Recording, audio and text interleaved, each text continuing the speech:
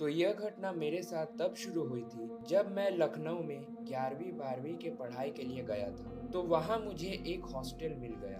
तो मैंने वहीं रहकर आगे की पढ़ाई करने का सोचा। तो वहाँ उस हॉस्टल के लगभग सभी मुझसे काफ़ी बड़े थे। कई लोग उनमें से इंजीनियरिंग और डॉक्टर की पढ़ाई कर रहे थे। चूँकि मेरे और उनके कोचिंग की टाइमिंग अलग थी, इसलिए मैं उनसे कभी-कभार ही रात को मिल पाता था। पर उस हॉस्टल की व्यवस्था उतनी अच्छी नहीं थी, इसीलिए 1 साल बाद ही मुझे उस हॉस्टल को छोड़ना पड़ा और मैं वहीं एक दूसरे हॉस्टल में शिफ्ट हो गया। और यह हॉस्टल मुझे काफ़ी सस्ते में भी मिला था और रूम भी काफ़ी बड़ा था। खैर जो भी हो, उस हॉस्टल में जाने के कुछ दिन बाद से ही मेरे साथ अजीब घटनाएं घटनी शुरू हो गई। जैसे किसी सामान का एक जगह से दूसरे जगह पर मिलना। इसके अलावा जब मैं नहाने के बाद टॉवल सुखाने के लिए बाहर दिया करता था, उसी टॉवल का घर पर वापस मिलना। कई तो मुझे मेरे रूममेट पर भी शक हुआ, पर उसके घर चले जाने के बाद भी जब ये होता रहा, तब मुझे यकीन हुआ कि यह सब वो नहीं कर रहा था, बल्कि ये कुछ और ही चक्कर है। खैर जो भी हो, इन सब घटनाओं के कुछ दिन बाद ही मेरे साथ कुछ बहुत ही डरावनी घटना घटी। दरअसल उस रात जब मैं सोने की कोशिश कर रहा था, तभी मैंने किसी को खिड़की से मेरी ओर झांकते देखा और जैसे ही मैं वहां जाकर देखता हूँ, तो वहां मुझे कोई भी नहीं दिखाई देता है। पर किसी का उस खिड़की से मेरी ओर देखना लगभग नामुमकिन था,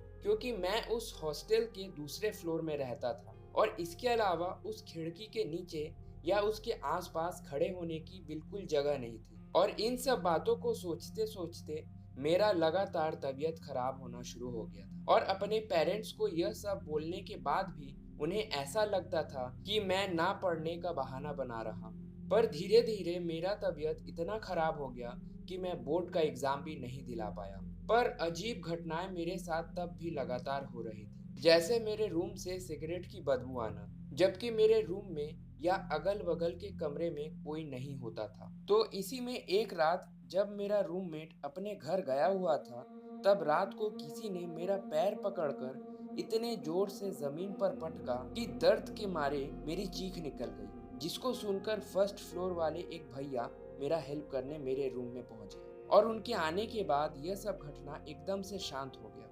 इस घटना के 2-3 दिन ही बीते होंगे कि इसी में एक दोपहर जब मैं नहा रहा था, तभी बाथरूम की लाइट अपने आप जलनी बुझनी शुरू हो गई। इसके अलावा मुझे किसी के स्विच को ऑन ऑफ करने की भी बाहर से आवाज आ रही थी, पर रूम तो अंदर से बंद था और रूम में मेरे अलावा कोई भी नहीं था। तो इसी में मैं डर गया और जब मैंने डरते डरते दरवाजा खोला और बाहर मैंने जो देखा, तो उसे देखकर डर के मारे मैं कांपने लगा। एक 7 से 8 फीट का काला साया बहुत गुस्से में मेरे ही ओर देखे जा रहा था और देखते ही देखते उसने मुझे थप्पड़ मार दी, जिससे कि मैं जमीन पर गिर गया। फिर वह मुझे बालों से पकड़कर घसीटते हुए सीढ़ी के पास ले जाने लगा। उसकी पकड़ इतनी मजबूत थी कि मैं छुड़ा ही नहीं पा रहा था। उसकी पकड़ काफी मजबूत थी, पर फिर भी मैं भगवान का नाम लेकर उसे झटकते हुए वहां से चिल्लाते हुए भाग निकला, जिससे कि सभी लोग बाहर निकल गए और उन सबको पूरा मामला बोलने के बाद मैं वहीं अपने एक करीबी रिश्तेदार के घर रहने चला गया और वहां से मैंने अपने मम्मी पापा को भी बुला लिया। पर वह फिर भी मेरी बात पर विश्वास नहीं कर रहे थे और इसीलिए मेरी मम्मी उस रूम में एक रात गुजारना चाहती थी और मुझे उनके साथ न चाहते हुए भी जाना पड़ा। उस रात मुझे कुछ भी महसूस नहीं हुआ, पर दूसरे दिन मेरी मम्मी वहां से जाने के लिए मान गई और वह रूम हमने छोड़ दिया। पता नहीं उस रूम में क्या था।